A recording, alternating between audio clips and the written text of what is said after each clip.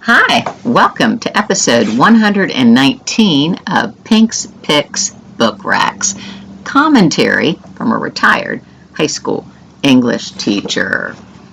Today our summer travels take us to Italy during World War II with Georgia Hunter's One Good Thing and Mark Sullivan's Beneath a Scarlet Sky.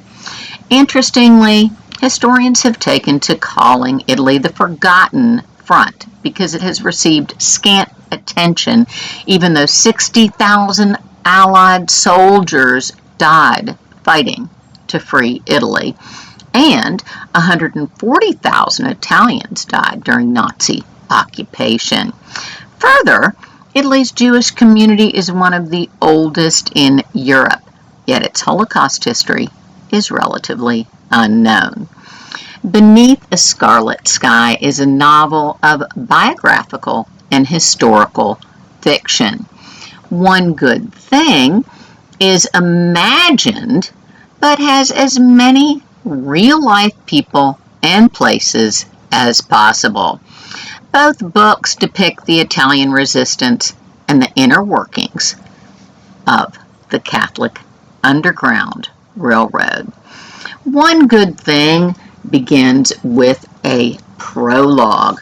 Protagonist Lily Pasili is dodging bullets with a little boy in tow. She isn't sure if it's a farmer shooting, another band of partisans, Mussolini's men, the Italian police, or a German soldier, but she must keep the child safe. In Chapter 1, the narrative flashes back to December 1940 when Lily was timing her best friend Este's contractions. They'd met 3 years earlier in Lily's first week at university in Ferrara. Este and her husband had come to Italy on student visas from Greece. They are both Jewish. So, with Este's blessings, Nico leaves her and their baby behind to return to Greece to hopefully evacuate his parents. As the war intensifies, Este convinces Lily to flee with her to a convent in the countryside where they pose as nuns and hide refugees. When disaster inevitably strikes within what should be the sanctity of the church, Este asks Lily to leave her behind to go on the run with Theo, who is now a toddler. From that point, we follow Lily's harrowing, heart-wrenching, sometimes even heartwarming journey to Allied territory. In her author's notes, Georgia Hunter writes that she's always fascinated by the origin story behind a novel. Her debut, We Were the Lucky Ones, see episode 21, was inspired by the discovery at 15 that she came from a family of Holocaust survivors. For this book, she loved the idea of bringing to life the untold stories of the Holocaust through the eyes of an ordinary young person. I believe that Hunter would be enthralled with Beneath a Scarlet Sky and the impetus for the story. In 2006, at the lowest point in Mark Sullivan's life when he was toying with suicide, he heard the snippets of an extraordinary untold tale of World War II with a 17-year-old Italian boy as its hero. Skeptical at first, Sullivan learned that Pino Lello was still alive, so Sullivan called him. Reluctant to talk at first, Lello said he was no hero, more a coward. Sullivan was intrigued. So, when Lello finally opened up, Sullivan's problems suddenly seemed small and insignificant in comparison to Lello's. Beneath the Scarlet Sky begins in June 1943. Pino Lello was preoccupied by girls, music, and food. World War II was only a news dispatch to him, nothing more.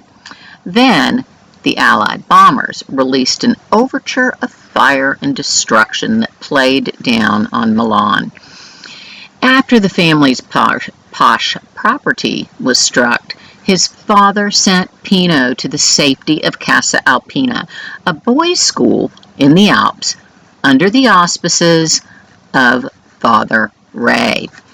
In addition to his studies, the priest tasked Pino with taking rigorous hikes, varying his routes over rough terrain through ice and snow to the peaks and towards the border. When Father Ray believes Pino is ready, he asks the teen to guide Jews to Switzerland.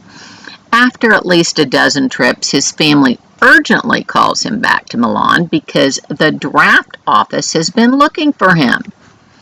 Because Italian soldiers are being sent by the Germans to the deadly Russian front, they want him to enlist with the Nazis, where Pino ultimately becomes a driver for a general and thus a spy inside German high command. I love how both books movingly depict the juxtaposition of the beauty, brutality, and desperation during the war. Pino realized that nature would go on no matter what horror one man might inflict on another. Despite the decimation and dead bodies near the Brenner Pass, dawn came in rose fingers, a nod to Homer, that fanned across a blue sky framed by snow-capped mountains. Likewise, Lily notes that depleted, war-torn Rome is drenched in wisteria, purple and fragrant. Beauty also lies in the kindness of strangers willing to put their lives in danger to help Lily and Pino and a legion of others. I give both One Good Thing and Beneath a Scarlet Sky A's. Until next time, be safe, make good choices, and do your homework. Thanks for watching, and thanks to those who have subscribed. I appreciate you.